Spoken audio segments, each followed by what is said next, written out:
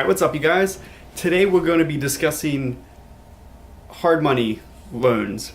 Now in a previous video of mine that you might have seen, I basically explained how you could invest in real estate with no money. And how you do that is with a hard money loan. And I didn't really explain it in the last video because it wasn't part of what the last video was going to be.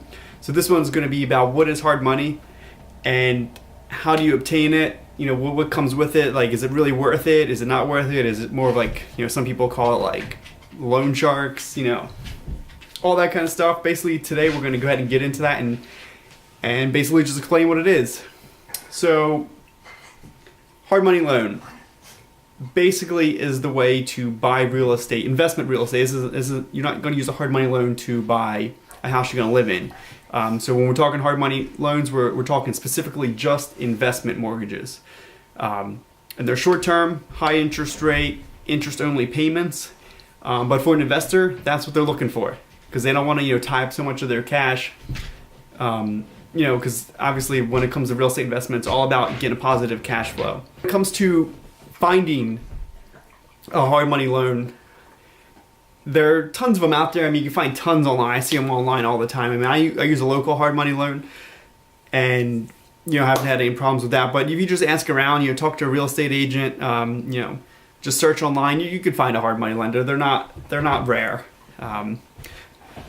So when it comes to hard money loan, basically you're going to use the hard money loan to pay for everything in your investment property. So we're talking to purchase the house. They give you money to pay for your closing costs. You know, closing costs include things like transfer tax, attorney's fees, you know, title insurance. And then they also give you construction costs, or repair costs, renovation costs. All that is built into the hard money loan. So you have all this money that, you know, the money doesn't all come right to you and then you give it to, you know, the seller of the house. It goes through the attorney. And the money for the repair costs will sit in an escrow account, and as you hit certain thresholds as you're going through your renovation, you will get access to those funds. You know, these are set up, these escrow accounts and these, you know, thresholds of job progress are done to ensure, like, it basically protects the investor, the people that are invested in you. It protects them from having somebody just come get a bunch of money, take it and leave. So that's how the investors protect themselves, which is fine. I mean, it makes sure, you know, that the house is moved along because you want to get access to that money, obviously, to get everything done as quickly as possible. So with that being said, you're not going to need to put much money out of pocket, if any out of pocket, really. I mean, you might need like about $500 to $1,000, depending on your, like, you know, how much the house is, just as a down payment for the contract, you know, as a deposit for the contract to buy the house. And, you know, after my first one I've done, I mean, all the ones I've done after my first one, that's all I've done is just put $1,000 out of pocket for him, just to, you know, to secure the contract while the house is pending for, you know, 2 to 4 weeks, and that's all because every time an interest payment has come due, which they're due every single month, I've always had money from the construction cost just pay for that loan. So I would just, you know, funnel the money right through and not have to worry about, you know, where's the money going to come from. Obviously, I always have reserves, and when you're doing real estate investments, you always want to have money, you know, in reserve, just for whatever reason, whether you come up with, you know, something else needs to be fixed in the house, other things come up, or whatever. That's just, you know, good business decision. So, you know, when it comes to the hard money loan, you are going to be paying, you know, you could search around, you could find some between 10%, 12%. I'm sure there's higher, there's 13, 14%. I mean, they're out there. Obviously, that's a really high interest rate. I mean, even in today's market, if, you know, just in today, a 30-year mortgage, you know, with a good credit score is going to give you around a maybe 5 to 5.5% interest rate on a 30-year mortgage. So obviously, you know, if you're paying 12%, you're paying, you know, more than double, you know, what a 30-year mortgage is. But with a 30-year mortgage, even if it's an investment mortgage, you're going to probably have to put down 15%. So even if you're buying a fixer-upper, you're still going to have to put down 15%. And sometimes it's even hard to get an investment mortgage on a house that needs a lot of work because banks don't want to deal with that. So, you know, not only is it harder to get a longer-term investment mortgage for a house that needs to be fixed up, it takes longer, and you might not even get approved for it not because that you can't afford it, but because the bank doesn't want the risk on their books. So they just say no for that reason.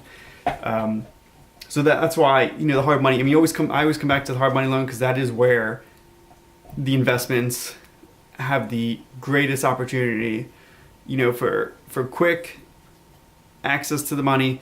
I mean, you can basically, a hard money loan is like buying a house with cash. You can typically settle as if it's a cash transaction. So you can buy a house in 2 weeks if you want, maybe 3 weeks. So that's definitely, when you're competing with other people to buy houses, it definitely gives both of your offers. If someone else that wants to buy a house is paying cash and you're paying with the hard money, they're basically the same offer. As long as the price is the same and everything else is the same, but the type of where the money's coming from, they're basically the same thing. Usually when there's a hard money loan, there's no like financial contingency on the contract. Like you don't need to get approved for it. Because typically what they do for their approval process for the hard money loan, typically it's done beforehand anyway.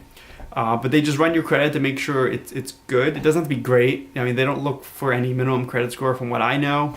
I've never seen it. But basically, and they don't even really look at income. I mean, as long as you can afford the interest payment, that's all that matters. And that's really up to you.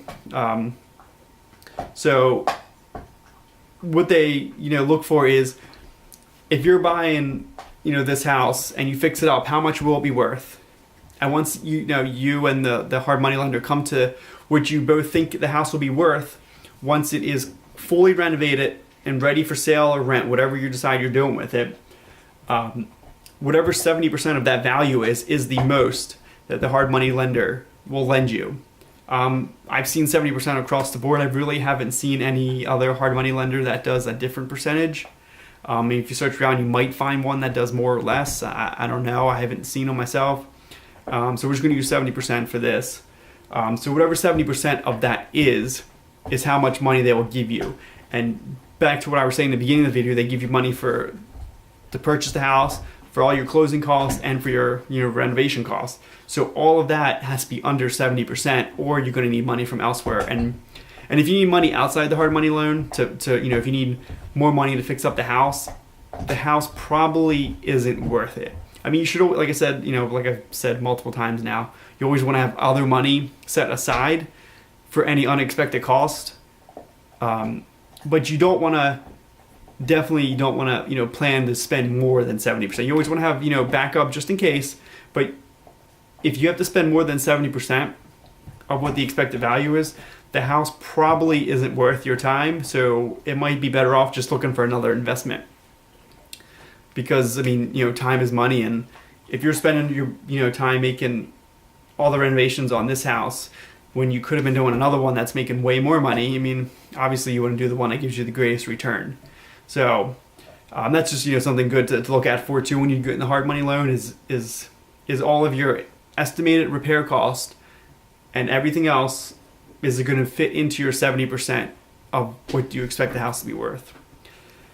So, once that is done, I mean, and you close on a loan, you own the house, a month after you buy the house, you have your first interest payment. So like I was saying earlier, your interest payments, your payments on the house are just interest only for 12 months. They don't even escrow your home insurance or your property taxes. It's all just your interest. And then they range in term length. I mean, I've seen some that are 6 months. I've seen some that are a year. I've seen a couple that are 2 years. And then once, we'll just say the year. So if yours expires or yours, your loan's for a year, once a year comes, the entire amount of loan is due. So typically you don't want to hold the house for a year. I mean, like I said, you're paying 12% interest. You really want to be efficient. You want to, the day you buy the house and you settle on the house, you either want to start work that day or the next day. I mean, you don't want to wait because you're paying 12% interest, and that's a lot. So you want to get to work as quickly as possible. So, I mean, if you do all this planning up front, you're typically not going to hold the house for a year. I mean, you could typically redo a house in 2 to 4 months. If you're selling it, you could probably be sold and settled and done with it in 6 months. If you're renting it, you can rent it like on the 4th or 5th month. and then once you hit your 6 months on the rent, you refinance it. And this is what I was talking about a lot in the last video about when I was talking about how to buy or how to invest in real estate with no money. That's basically, if you want to acquire a lot of rental properties, you basically buy houses that need to be fixed up with the hard money loan, fix the house up, rent it out, and then once it hits 6 months after you purchased it, you refinance it into a 30-year mortgage. And then you use that 30-year mortgage to pay off the hard money loan, so you don't have that high interest rate anymore. And you have a longer 30-year period with a lower interest rate and a lower payment. It's even a lower payment including property taxes and insurance. And it pays off some of your principal too, so it's not interest only. So, and then when you refinance that, it doesn't cost you any money. You can just put all of your closing costs into the refinanced mortgage. So that's basically what a hard money loan is. I wasn't going to get too much into how to buy a lot of houses with no money down and all that stuff. That's in another video that I explained. This video I just wanted to explain basically what is a hard money loan.